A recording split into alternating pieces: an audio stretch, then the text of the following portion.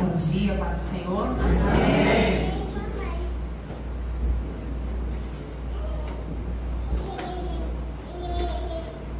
Vamos abrir as nossas Bíblias, né? Em 2 Timóteo, capítulo 4.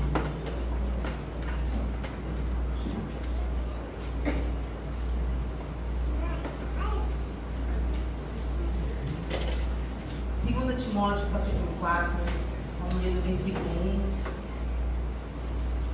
vai dizer o seguinte: Exorto-te, pois, diante de Deus e de Cristo Jesus, que há de julgar os vivos e os mortos na sua vinda e no seu reino.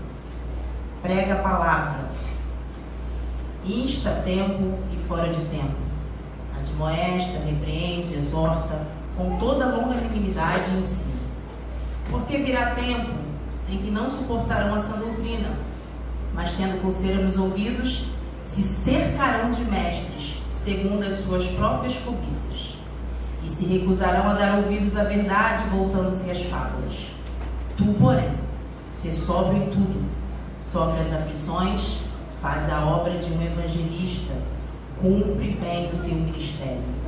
Quanto a mim, já estou sendo derramado como libação, e o tempo da minha partida está próximo. Combati o bom combate, acabei a carreira, guardei a fé. Desde agora, a coroa da justiça me está guardada, a qual o Senhor, justo juiz, me dará naquele dia, e não somente a mim, mas também a todos os que amarem a sua vinda. Amém?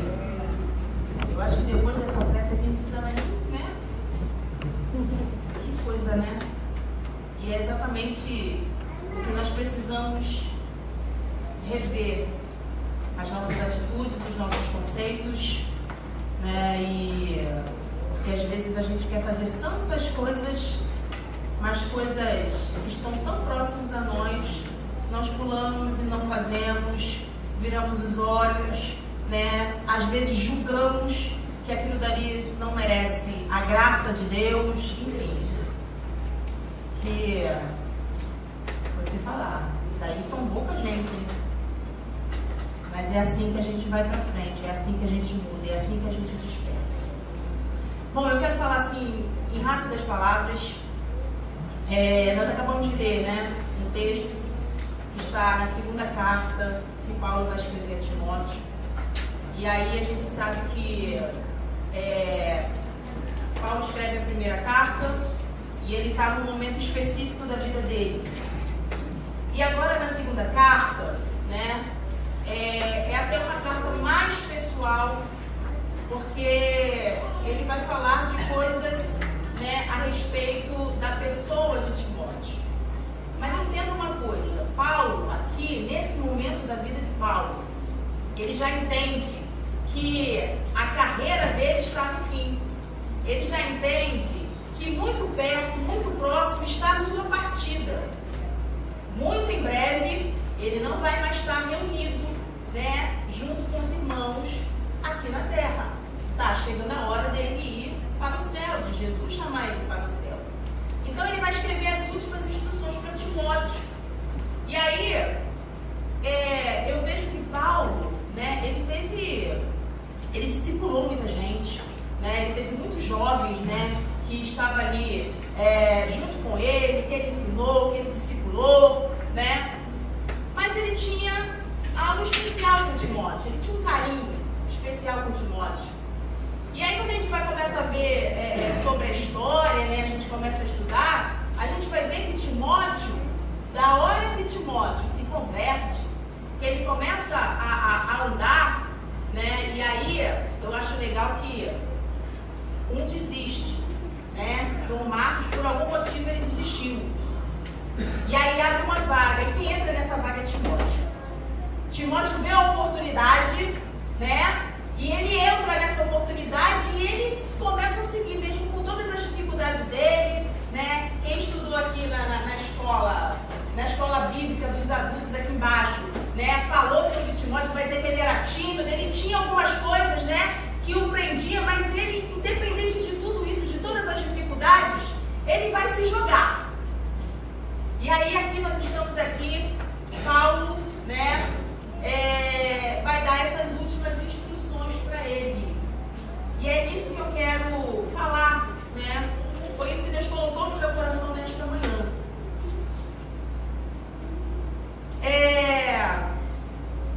ele vai dar 6 instruções. Ele vai dar 6 instruções. E aí a primeira que ele vai dizer é o seguinte, olha, pregue a palavra. É a primeira instrução que ele vai dar. Tá? Eu quero deixar claro aqui que são as últimas instruções que Paulo está deixando para esse jovem. Um jovem. Pregue a palavra. Eu imagino quantas e quantas vezes Timóteo ouviu essa frase. Olha, Timóteo, pregue a palavra. E aí ele vai dizer mais uma vez, pregue a palavra. Sabe quando a gente precisa se ausentar? Isso acontece muito em ambiente profissional. O chefe precisa tirar férias, mas ele precisa deixar as coisas tudo acertadas, porque ele vai passar 30 dias fora, certo? Então aqui, Paulo vai ser tirado e ele precisa deixar as últimas instruções para aquele que vai continuar.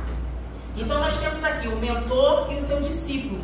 O mentor dando as últimas instruções para o seu discípulo. E mais uma vez ele vai dizer o seguinte, olha, pregue a palavra. Pregue a palavra. Ok. Em tempo e fora de tempo. Aí vai ter uma palavrinha lá, instes a tempo e fora de tempo. Ou seja, insista, persista. É solicitar com urgência. Paulo está aqui falando com esse jovem o seguinte, olha, a pregação da palavra, ela tem uma urgência. Então você vai ter que criar tempos e oportunidades. Você vai pregar quando você tiver oportunidade e se você não tiver oportunidade, você vai criar essa oportunidade. Mas tenha urgência em pregar a palavra, em anunciar a palavra. É com urgência. A urgência de pregar essa palavra. E por quê? Porque viriam dias que não suportariam a sã doutrina. Existe uma razão para se pregar a palavra.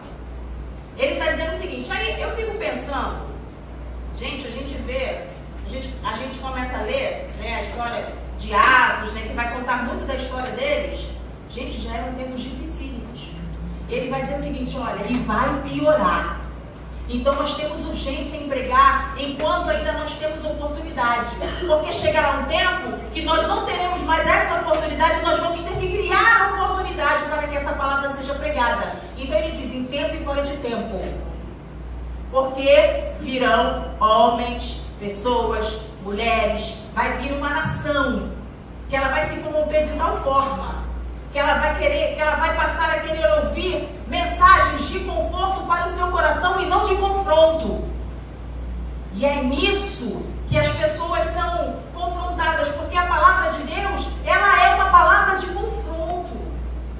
Ela vai confrontar a gente, porque a gente vem de uma nação toda errada, de situações todas erradas, e de repente a gente encontra um que começa a nos dar limite, que é Deus. Então essa palavra, ela vai confrontar. E ele está dizendo o seguinte, olha, vai vir dias mais difíceis ainda do que esse que nós estamos passando. Porque eles vão desejar ouvir palavras que aqueçam o ego deles. Então aproveita essa oportunidade. Porque depois você vai ter que criar a oportunidade. A segunda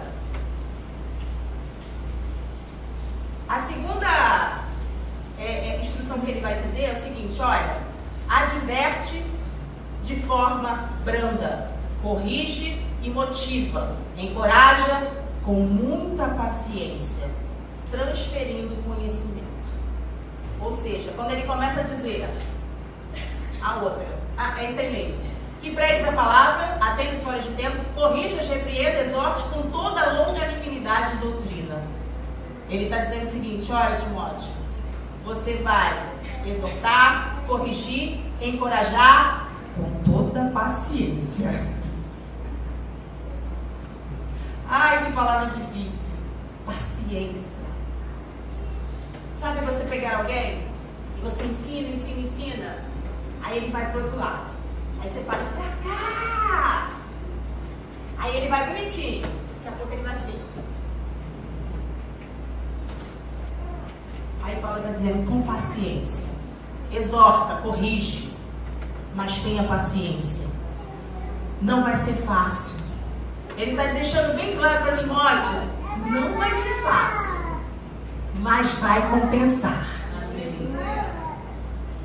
Porque virão dias difíceis, porque os homens se cercarão de mestres que lhes digam mensagens que confortam seus desejos, mensagens de conforto e não de confronto. Alguma coisa diferente da nossa época, da nossa era? Olha Paulo dizendo lá atrás como seria a nossa realidade de hoje. Quem quer ouvir uma palavra de confronto? Quem quer ouvir uma palavra?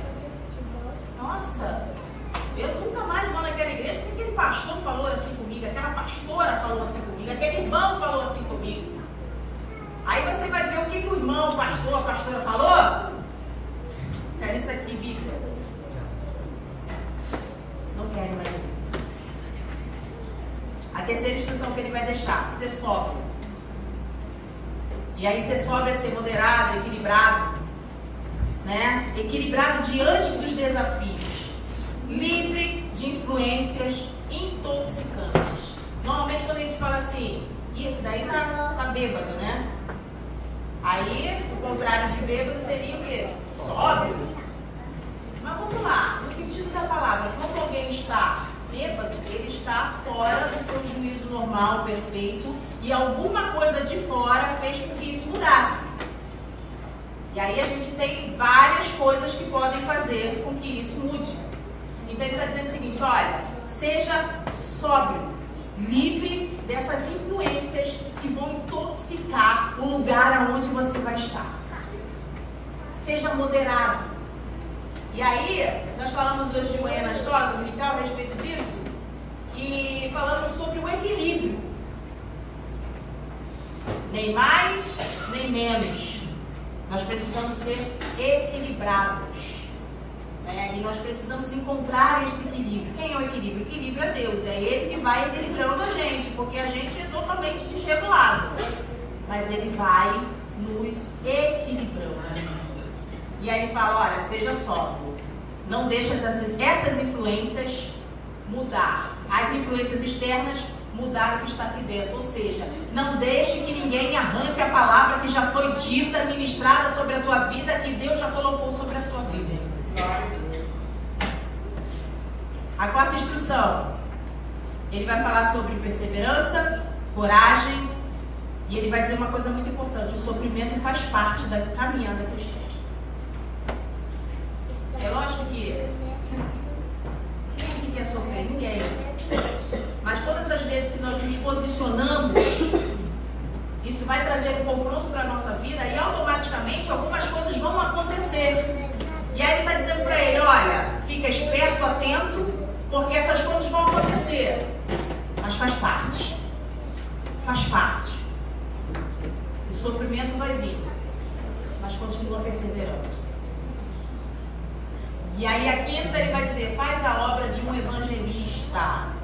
E aí eu fiquei pensando, puxa, né? A gente ouve tanto, né? Faz a obra de um evangelista. O que é? Quais são os requisitos para ser um evangelista? Até porque o evangelista é aquele que anuncia a palavra, né? Ele vai anunciar as boas obras. E aí essa tarefa foi dada para todos. Até que todos ouçam. Até que todos ouçam faz parte da nossa vida. Então assim, né, eu não fui chamado para isso. Então você não é igreja. Então você não é corpo de Cristo. Meu irmão levantou a mão, se converteu, é para anunciar a palavra. É para, como foi dito no domingo passado, para ser testemunha. E aí o que faz um evangelista? Os requisitos de um evangelista, a gente acha isso tudo na palavra, tá? Tá lá em Atos. Vai dizer o seguinte, ó. Para começar, ele anuncia as boas obras, as boas novas, independente das circunstâncias. Ele aproveita as oportunidades improváveis. Ele tem uma mensagem cristocêntrica, ou seja, a mensagem dele é focada em Cristo. Se você vê um evangelista que ele coloca a centralidade em qualquer outra coisa que não seja Cristo, ele já falhou como evangelista. Então a mensagem desse homem, desta mulher, a mensagem é cristocêntrica, é Cristo no centro. Ele vai falar de Cristo, ele vai apontar para Cristo, ele vai direcionar para Cristo, tudo é Cristo. Precisa ser uma pessoa de caráter, responsável, de boa reputação. Representantes do reino falam em nome de Cristo.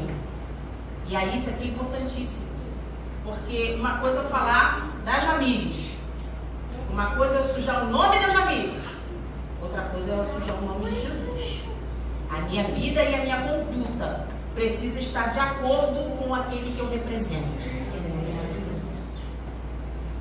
Timóteo, ele foi um jovem que ele começa sendo auxiliar de Paulo. Ele é auxiliar. Aí ele está aprendendo junto com Paulo, ele pode falar, ó, vai ali e faz isso, ó, auxiliar. Chega uma hora que ele deixa de ser auxiliar e ele passa a ser um cooperador, ou seja, ele vai fazer coisas sozinho que Paulo não está perto, então ele passa a ser um representante. Quando a gente tem alguém que vem representar uma marca para nós, né? Vai uma pessoa e ela vai falar no nome daquela marca.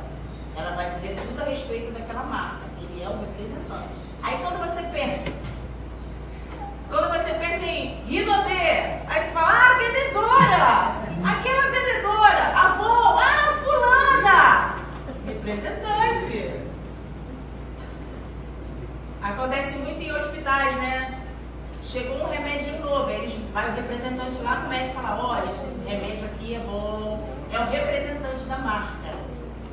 Você é o representante da marca mais importante desse mundo, que é Jesus. E ele está dizendo, olha, seja um bom representante. Aonde você for, que as pessoas vejam que realmente você é um bom representante. Sabe?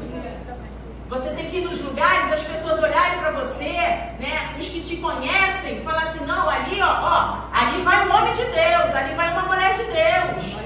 É isso que as pessoas têm que ver em nós, porque nós somos representantes de algo muito maior.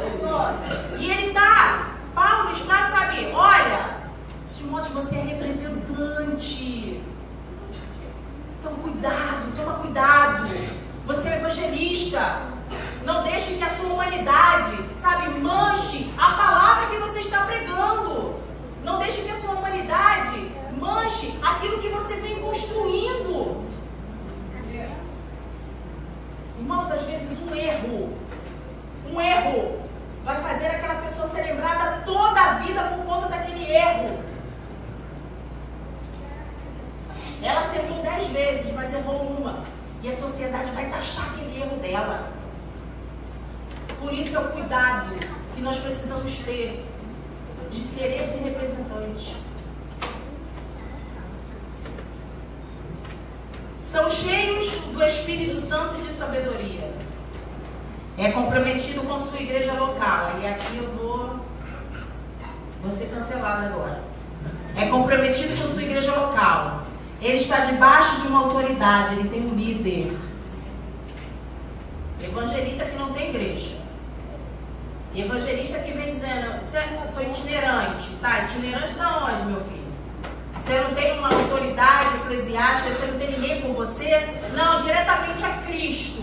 Opa! Toma cuidado. O evangelista, ele tem compromisso com a sua igreja. Ele pode estar pregando em vários lugares, mas ele vai estar em contato com o pastor dele. Então, pastor, eu estou aqui, agora Deus me direcionou para outro lugar, eu tenho a sua bênção. Sabe por quê? Porque Deus está em conformidade com o líder, com o pastor, gente. Antes que ele fale conosco, ele vai falar com o nosso líder. Não vem que essa história, Deus não falou com ele, falou só comigo. Tem alguma coisa errada. Porque, tem uma cobertura. É um cobrindo o outro. E Cristo cobrindo todos. Ele conhece. Seu ministério focado na pregação do Evangelho. Ele conhece e sabe ensinar as Escrituras.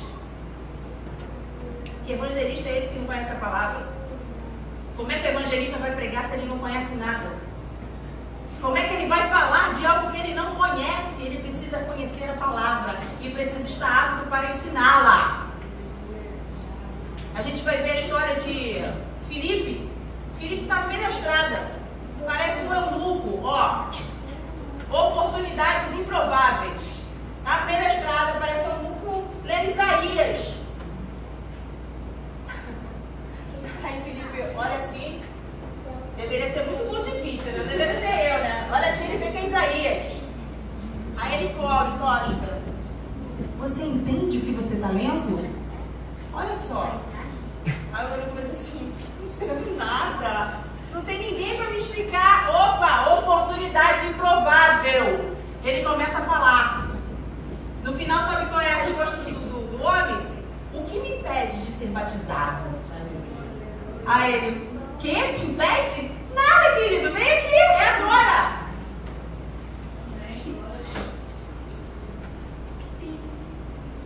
E aí depois disso a Bíblia vai dizer que ele vai, né? Deus vai tirar ele dali e levar ele para outro lugar. Olha só. Uma atitude daquele jovem, que era um jovem também. Ele vai vivenciar um milagre. Imagina se transportar. Gente, eu ia ficar... Precisa conhecer a palavra. Como você vai ensinar se você não conhece? Como você vai ser representante de algo que você não conhece bem? Porque vai aparecer os opositores, vai aparecer não só opositores, mas vai aparecer pessoas que não sabem e que precisam de uma explicação. Precisa conhecer. E a outra, não menos importante, amor pelas almas perdidas. Se não tiver esse amor, a gente não vai em lugar nenhum. O que faltou aqui na história do bom samaritano? Amor. Amor. O homem estava machucado, ferido, né? No chão. Passou o sacerdote. O sacerdote só, né? Estava pregando, só para quem estava arrumadinho. Aí veio, adorei, viu?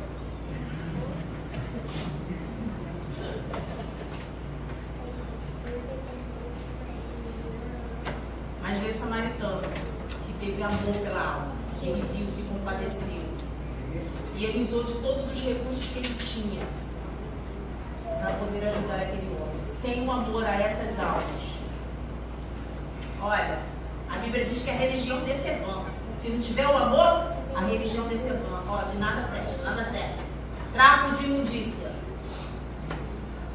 E a sexta instrução. Ele vai dizer o seguinte: cumpre cabalmente o teu ministério. Aí ele vai falar sobre fidelidade, zelo, diligência. Para começar e terminar. Encerrar a carreira com foco na missão. Sem se perder, sem se embaraçar. É isso que Deus espera de nós. Aleluia! No começo, nós vamos ter começo, meio e fim. E nós precisamos ter fidelidade e zelo para continuar desde o começo até chegar ao fim. Paulo vai terminar dizendo: olha, encerrei a carreira, guardei a fé, estou só aguardando o dia agora.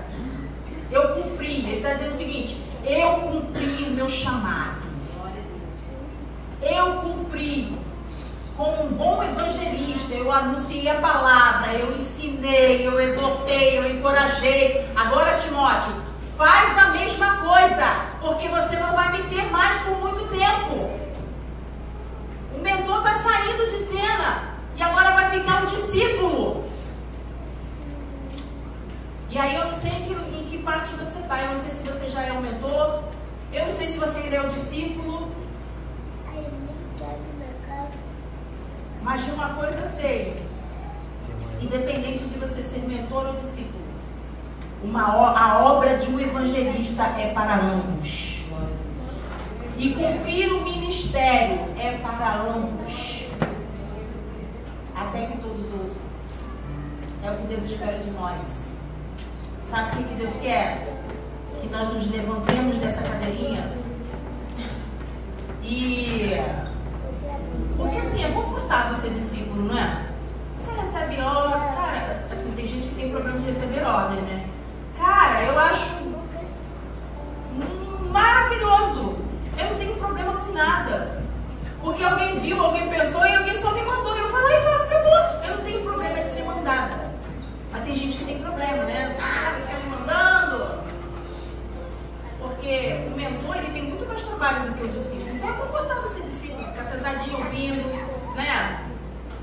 Às vezes a gente nem estuda, às vezes nem pegou na Bíblia, mas chega alguém aqui, aí vem o pastor Wagner, traz uma palavra, a gente aprende, vem, né, o Eduardo que está insuportável. Vem o Eduardo, né, estuda, aí dá aquela palavra maravilhosa, a gente aprende. Vem a pastora com ensino, meu Deus, que maravilha, que confortável esse discípulo sentar e ouvir. Só que o tempo de discípulo também termina. Você não vai ter o teu mentor pro resto da vida, não. Uma hora Deus vai falar assim, vem porque eu preciso de gente boa aqui no céu também. Independente disso, Deus pode te tirar, te levar para outro lugar, ou tirar o teu mentor de perto de ti, então você tem que estar preparado. Ah, Jamile, mas eu estou no tempo de ser discípulo. Ótimo, então aprenda. Extraia tudo que você puder. Se joga, faz igual Timóteo. Porque uma hora você vai ser o mentor. E você precisa estar preparado para isso. Hoje você aprende. E amanhã você coloca em prática lá na rua, lá fora, no teu trabalho, aonde você estiver. Pregue a palavra. Pregue a palavra. Fala para o teu irmão, pregue a palavra. Conheça essa palavra, viva essa palavra. Deus sempre coloca bons mentores na nossa vida. E às vezes a gente não aproveita essas oportunidades. Deixamos passar, deixamos correr livre. Cumpre o teu chamado. Qual é o chamado da igreja, irmãos? Pregar. Toda criatura. É pregar só para um grupo? Não. Por que Israel falhou na sua missão? Porque ele achou que era só para eles. Ok. A princípio ele veio primeiro para ele. Porque ele veio o quê? Primeiro ele vem e ensina para alguém. E alguém leva o conhecimento. Só que eles queriam só para eles. E vinha alguém muito simples.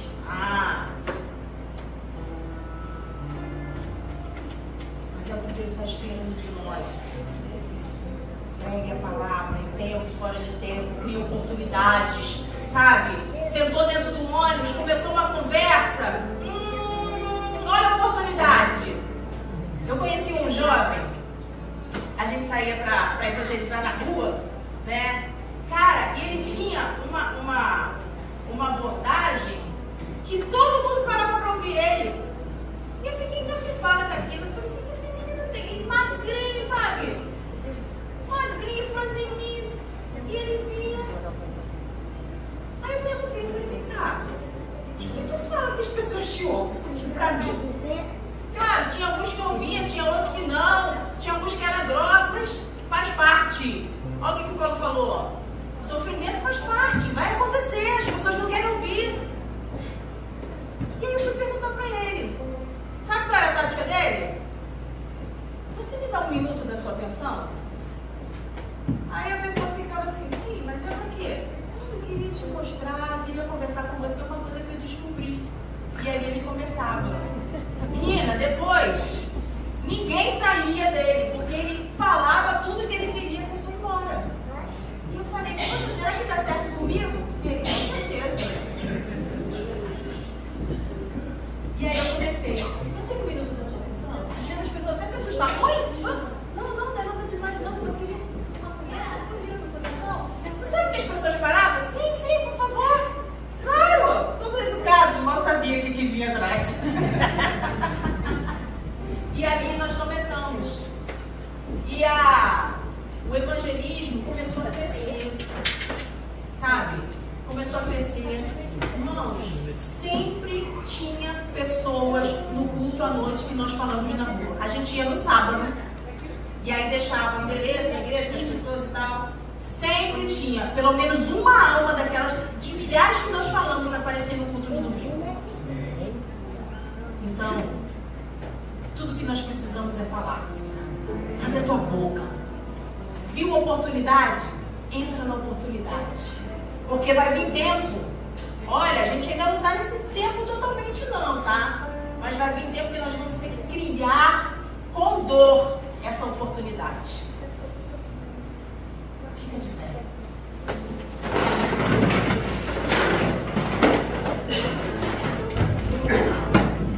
Depois dessa palavra, eu queria fazer um convite especial para você.